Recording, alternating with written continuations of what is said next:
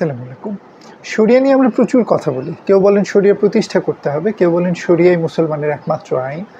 আবার কেউ শরিয়া বলতে প্রায় পুরোপুরি হুদুদ বা শাস্তির বিধান বোঝেন। কিন্তু এই পুরো আলোচনায় একটা মৌলিক প্রশ্ন প্রায়ই বাদ পড়ে যায়। আমরা যখন শরিয়া বলি তখন আসলে কি বোঝাচ্ছি? এই প্রশ্নটা থেকে আমরা একটি দীর্ঘ কাজ শুরু করছি।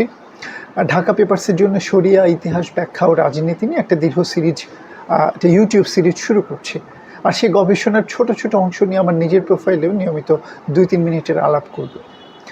এই পুরো কাজের কেন্দ্রে একটা প্রশ্ন থাকবে, শরিয়া কি আগে থেকেই তৈরি করা একটি নির্দিষ্ট ও অপরিবর্তনীয় আইন ব্যবস্থা, যেটাকে শুধু সমাজ বা রাষ্ট্রের প্রতিষ্ঠা করতে হয়, নাকি শরিয়া আল্লাহর নির্দেশিত সঠিক পথের একটি আদর্শিক ধারণা, যেটা বাস্তবে রূপ পায় মানুষের ব্যাখ্যার মধ্য দিয়ে? এই প্রশ্নটা গুরুত্বপূর্ণ, কারণ আল্লাহর নির্দেশ আর সেই নির্দেশ সম্পর্কে মানুষের ব্যাখ্যা এক জিনিস নয়।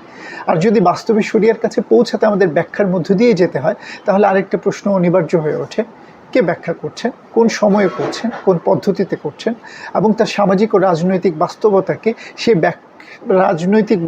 সেই ব্যাখ্যাকে কতটা প্রভাবিত করছে? এই প্রশ্নের উত্তর আমরা অনুমান থেকে দেব না।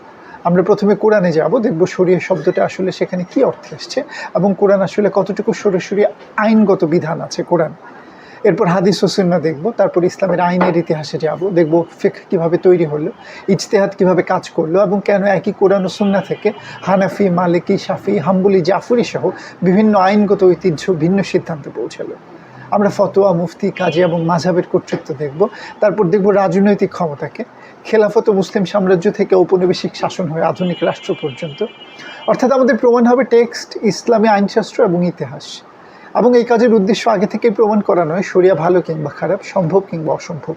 বরং প্রশ্নটা আরও মৌলিক: আল্লাহর নির্দেশ থেকে মানুষের তৈরি আইন পর্যন্ত যাত্রাটা কিভাবে ঘটে, আর সেই যাত্রার কোন পর্যায়ে ব্যাখ্যা, সমাজ এবং ক্ষমতা ঢুকে পড়ে? এই প্রশ্ন নিয়ে শুরু হচ্ছে আমার শরিয়া ইতিহাস ও ব্যাখ্যা ও রাজনীতি সিরিজ। পরের আলাপে শুরু করব আমাদের প্রথম প্রশ্ন দিয়ে: শরিয়া আসলে কি? সে পর্যন্ত আমাদের সাথেই থাকুন। ধন্যবাদ।